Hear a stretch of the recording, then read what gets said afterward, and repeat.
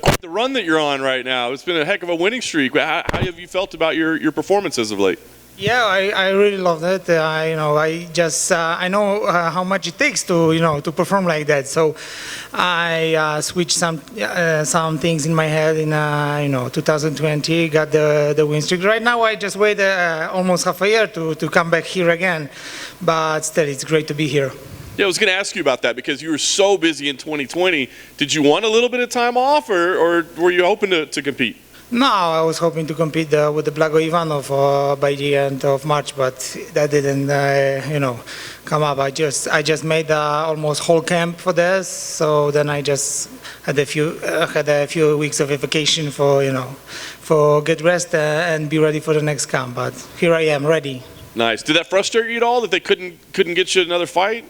Well, there was some names, but the COVID right now, not every fighter was able to get visas or everything. But I was able to agree for anyone, even for the debut guy, and but nothing come up. Yeah. 2020, you mentioned, man, it's a tough year for everybody, right? But it was like one of your best years ever. So what was it that you were able to have so much success when it was such a terrible year for everybody? Well, that's a question that everyone asked me lately. I have like one answer for this. I'm trying just harder than others.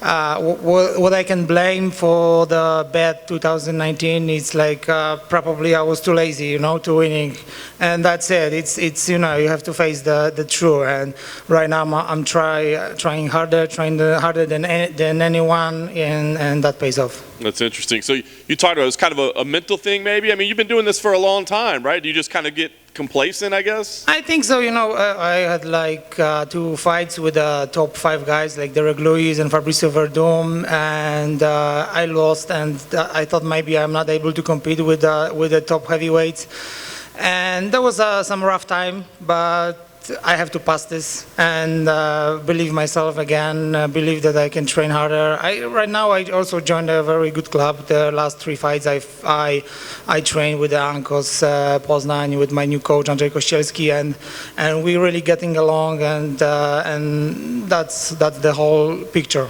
Nice. They gave you the matchup with Walt Harris. What did you think when that was the name they gave you?